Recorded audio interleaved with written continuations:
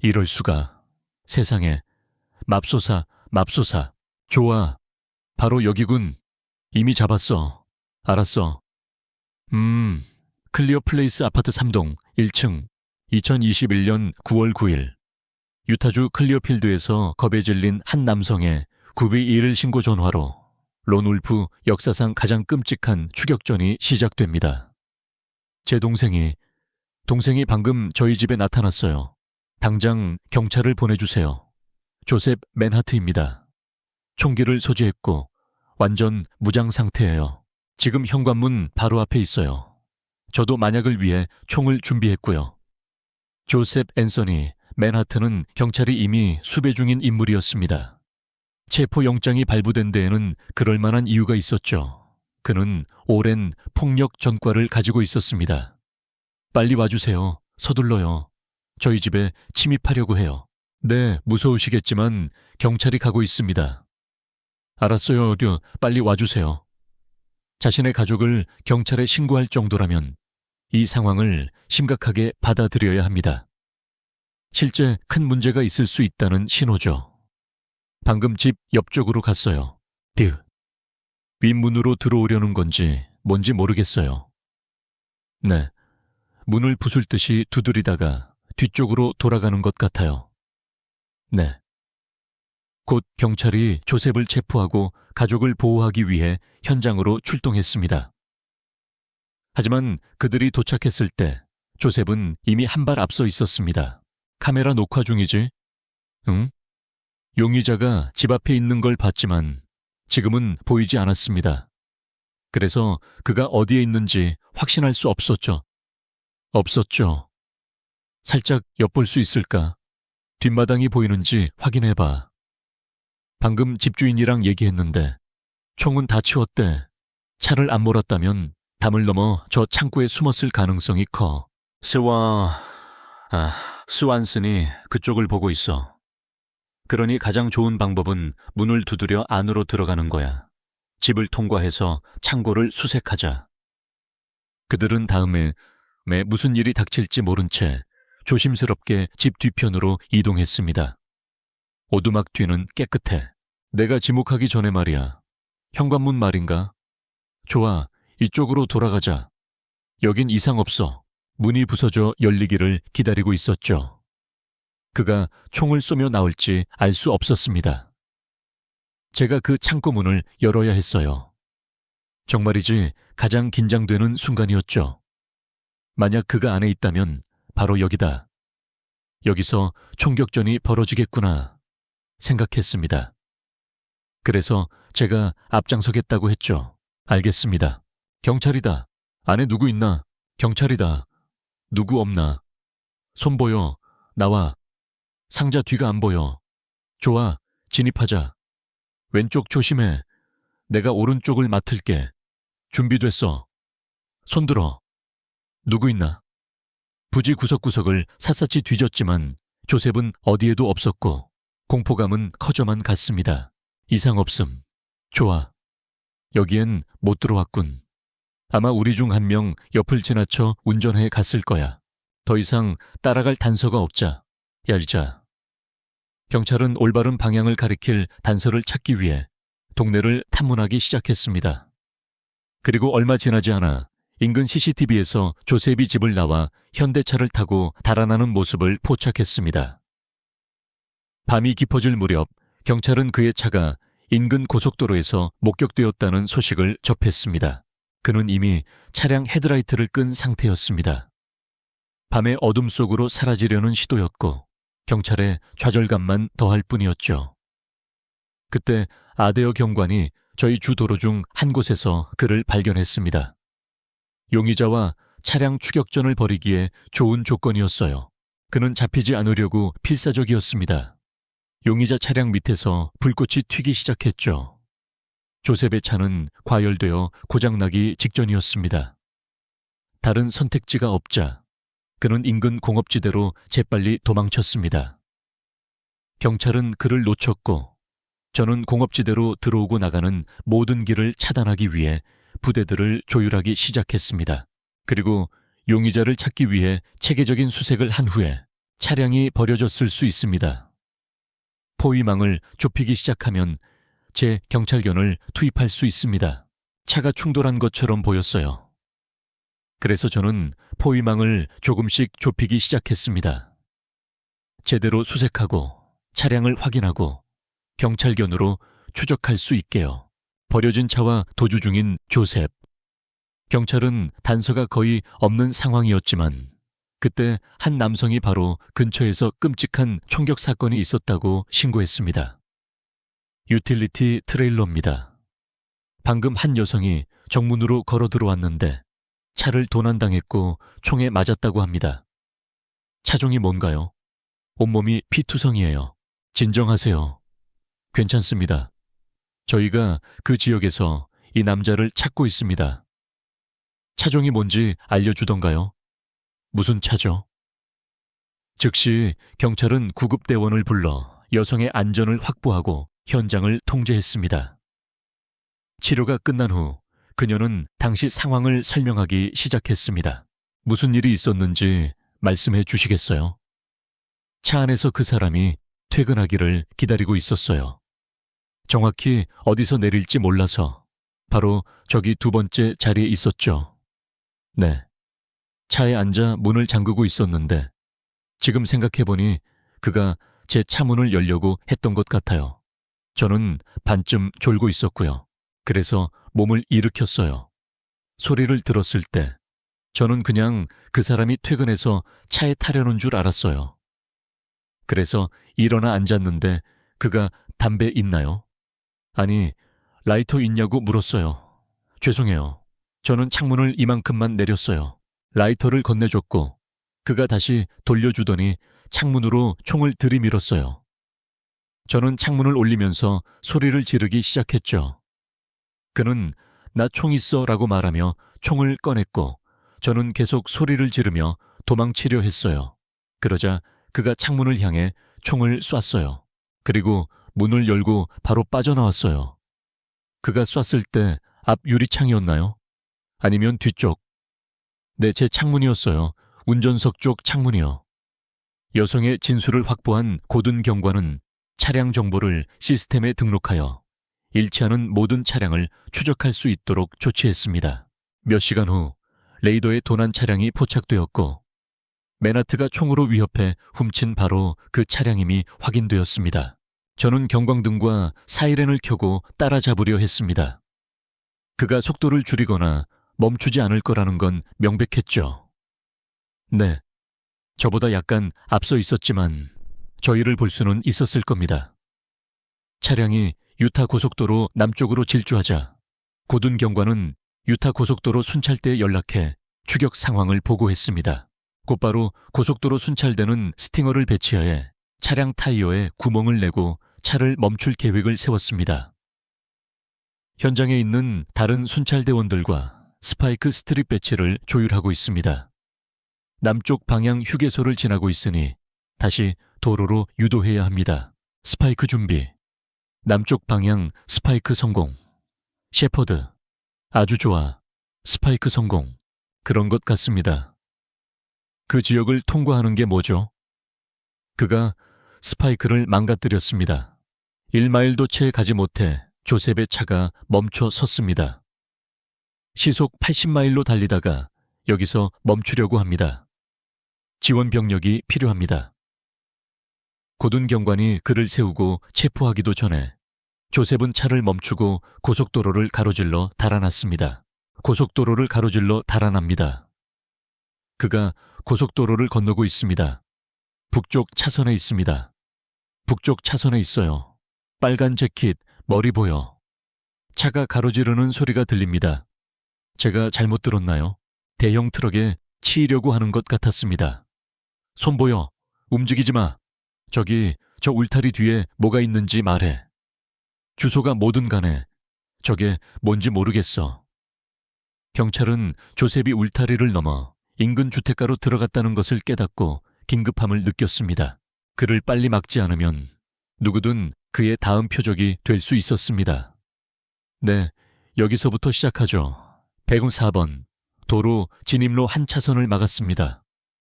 북동쪽 20.5 지점으로 향하던데 그쪽으로 나올 겁니다. 서쪽에 있습니다. 웨스트 17주홍 2번 갑니다. 현재 상태 괜찮습니까? 위치를 사수하십시오. 부대를 보내겠습니다. 고든 경관은 유타 순찰대와 함께 즉시 모든 방향에서 지역을 봉쇄하고 추가 병력 집결을 요청했습니다. 현장에 도착했을 때 그곳은 매우 혼란스러운 상황이었습니다. 아마 30명에서 40명의 경찰관이 각기 다른 임무를 수행하고 있었을 겁니다. 그래서 저는 맨하트의 마지막 목격 장소 근처에 즉시 지휘본부를 설치했습니다. 1마일이 넘는 지역을 수왓팀만으로 수색하기엔 역부족이었죠. 이 때문에 쉘던 경사는 헬리콥터 부대인 스타나인에 신속하게 지원을 요청하기로 결정했습니다. 포위망을 설정한다. 헬리콥터가 올 때까지 기다린다. 모든 부대, 포위망을 설정할 것이다. 헬리콥터를 기다린다. 모든 부대는 위치를 고수하라. 돌아다니지 마라. 미안하네. 막판에 교대해서 모든 정보를 다 갖고 있진 않아. 그래, 상황이 어떤가? 시내에서 이미 사람을 쐈다고. 바로 저 울타리를 넘었어. 저 집 말이야. 바로 저 울타리. 그가 울타리를 넘었다는 통보를 받은 후 제 반응 시간은 약 5분에서 7분 정도였습니다. 그래서 포위망을 꽤 크게 잡아야 한다는 걸 알았죠. 이곳에 큰 블록 하나를 봉쇄했습니다. 계획은 1시간 내로 해결하는 겁니다. 프레스턴이 있는 바로 그곳. 그 근처에서 총성이 들렸습니다. 단 한 발. 스타9이 오고 있습니다. 우리와 다음 포위 부대 사이에 그 지역 어딘가에서 총성을 들었습니다. 헬리콥터가 도착하는 동안 쉘던 경사의 수왓 부대는 공격 준비를 마치고 자리를 잡았습니다. 조셉을 찾기 위해 조종사는 약 20분에서 40분 동안 격자 수색을 훌륭히 수행했지만 맨하트에 어떤 흔적이나 단서도 찾지 못했습니다. 만약 스타9도 그를 찾지 못한다면 상황은 완전히 달라지게 됩니다. 그가 이 집들 중 어느 곳에나 있을 수 있기 때문이죠. 사람들을 인질로 잡고 있을 수도 있고 빈집에 침입했을 수도 있습니다. 알겠습니다. 그럼 이 모든 걸 다 뒤져봐야 합니다. 최악의 상황을 우려한 경찰은 샅샅이 집집마다 수색을 시작했습니다. 아마 상상할 수 있는 가장 위험한 숨바꼭질이었을 겁니다. 사람이 숨을 곳은 말 그대로 수천, 수만 군데입니다. 그날 밤 그의 뒷마당을 조사하러 갔죠. 땀이 났습니다. 알겠습니다. 그런 사람을 보면 저희에게 전화 주세요. 조심하세요. 다음 임무는 이 들판과 헛간을 수색하는 것입니다. 얼마 후 경찰은 한 집 근처에서 총알 자국으로 보이는 것을 발견했습니다. 그 순간부터 상황은 걷잡을 수 없이 흘러갔습니다. 방금 우리가 있던 집 총에 맞았습니다. 저 앞 유리창을 똑바로 뚫고 들어갔습니다. 그들은 창문에서 총알 구멍을 발견했습니다. 그리고 그 총알 구멍은 경찰이 현장에 출동했을 때 들었던 바로 그 총성이었습니다. 그 집은 사무엘슨 가족의 소유였고 한 가지 중요한 이유로 수사의 중심이 되었습니다. 집 앞 유리창에서 발견된 총알 구멍. 즉시 경찰은 직감적으로 뭔가 크게 잘못되었고 집 안에 있는 누군가가 위험에 처했을 수 있다는 것을 알았습니다. 잠시 후 그들의 의심은 사실로 확인되었습니다. 조셉이 그 가족을 인질로 잡고 있었던 겁니다.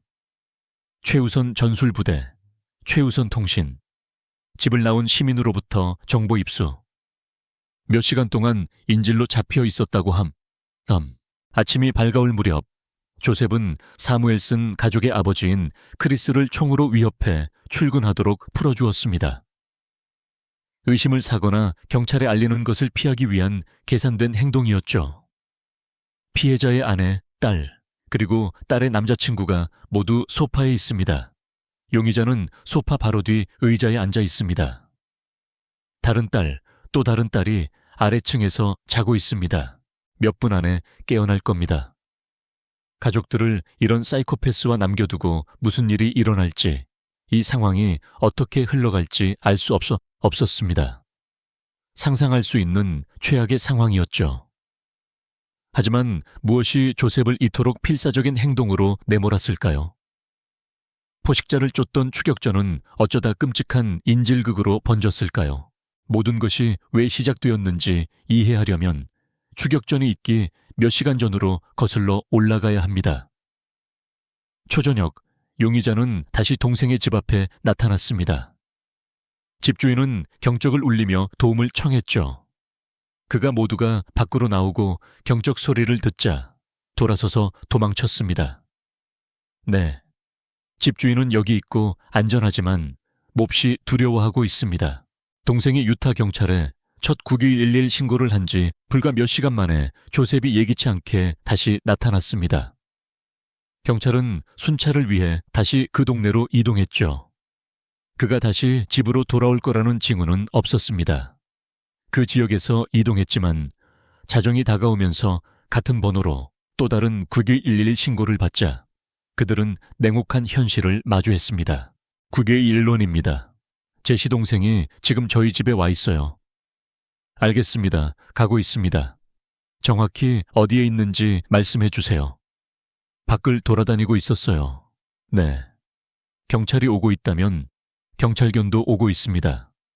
저희는 정말 그를 잡고 싶었거든요.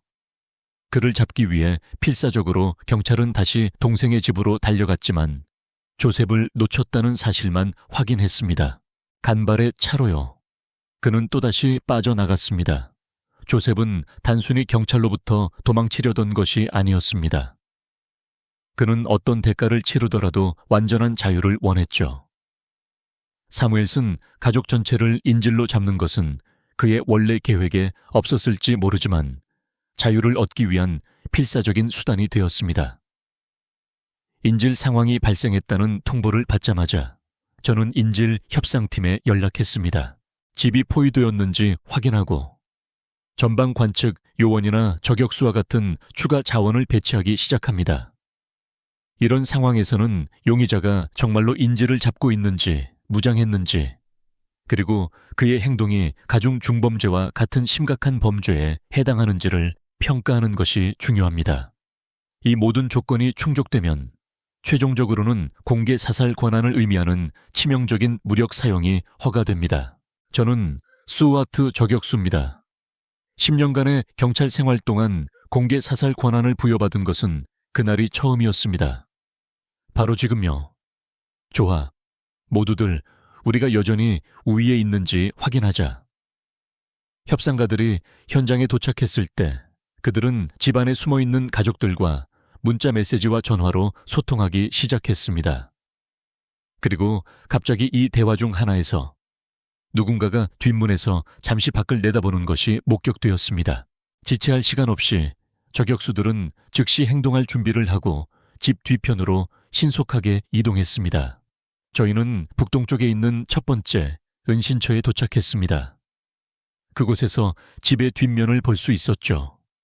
블라인드가 닫혀 있고 동쪽에서 해가 뜨면서 창문의 빛이 반사되어 집 안을 들여다보는 시야는 제한적이었습니다. 차고 창문도 약간 보였고요. 하지만 다음에 알게 된 사실은 충격적이었습니다. 인질 중 한 명이 용의자와 놀랍도록 닮았다는 것이었죠. 용의자는 아직 확실하지 않지만 약간 둥근 체형이라는 정보도 있었습니다. 용의자는 콧수염과 턱수염이 있습니다. 동일합니다. 저는 사진을 자세히 연구하기 시작했습니다. 키, 몸무게, 눈 색깔, 흉터 등 이등과 조셉을 구별할 수 있는 모든 것을요. 용의자는 경찰이 현장에 있다는 것을 알고 있습니다. 그는 실제로 현관문 쪽으로 말을 걸며 현관으로 나왔습니다. 라디오 너머로 긴장감이 흘렀죠. 저희는 이동하라는 지시를 받았습니다. 이미 경로를 미리 계획해둔 상태였습니다. 우리 지역 학교들이 등교하고 있습니다. 저는 소총과 라디오, 카메라를 챙겨 그 구멍에서 뛰쳐나왔습니다. 거기서부터 경찰은 여러 뒷마당을 가로지르며 조심스럽게 동네를 이동했습니다. 그들의 첫 번째 좋은 은신처는 목표물인 집 바로 맞은편 집의 뒷마당이었습니다. 재빨리 그들은 담벼락 뒤에 몸을 숨기고 공격을 위해 지켜보며 기다릴 준비를 하며 소총을 겨눴습니다. 협상팀과 협력하기 시작했고 똑같은 상황이 다시 벌어지길 원한다고 전했습니다. 확인을 받아 맞아. 주방에서 아무 말이나 하면서 현관문을 드나들게 하자. 이전에 봤던 그 문은 안으로 열리고 문에는 화환이 걸려 있었어요. 저는 속으로 저게 머리 높이쯤 되겠구나 생각했죠. 그래서 조준경의 십자선을 그 화환에 맞추고 문이 열리기를 기다렸습니다. 잠시 후 저격수들은 출입구에 집중했고 조셉은 문 뒤에 숨어 벽에 바싹 붙어 섰습니다.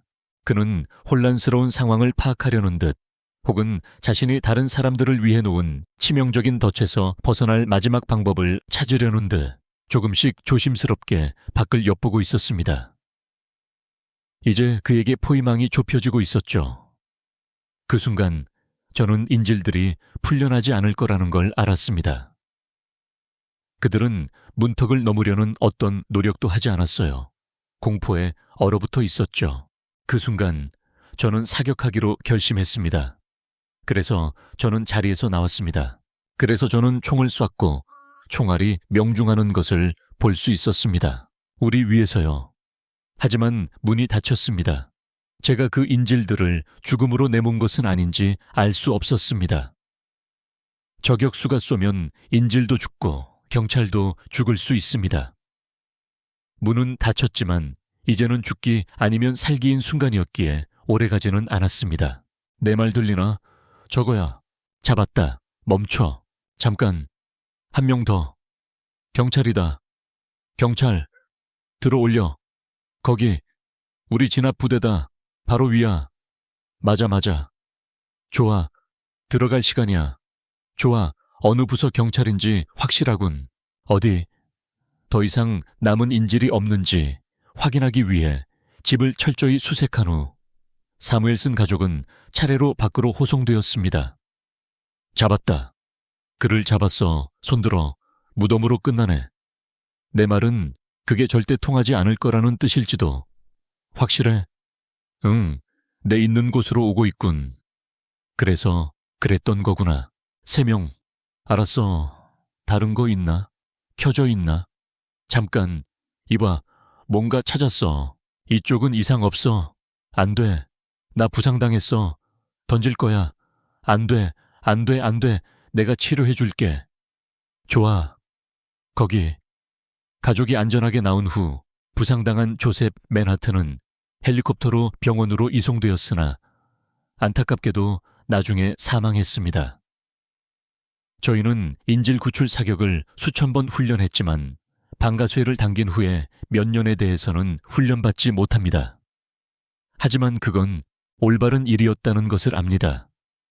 가슴 아픈 결말에도 불구하고 사무엘슨 가족은 자신들을 구하기 위한 경찰의 용감한 노력에 그저 감사할 따름이었습니다. 저는 저희를 구해준 저격수를 만나는 것이 정말 중요했습니다. 저희 모두가 그들이 해준 모든 것에 얼마나 감사하는지 알 수 있도록 특별한 것을 해주고 싶었어요. 그래서 저희 막다른 골목에서 작은 모임을 가졌습니다. 그는 저희에게 영웅입니다. 이제는 가족처럼 사랑하죠. 이분들과 그런 관계를 맺게 된 것은 정말 멋진 일입니다. 그들은 저희 인생 최악의 밤을 이겨낼 수 있게 해줬어요.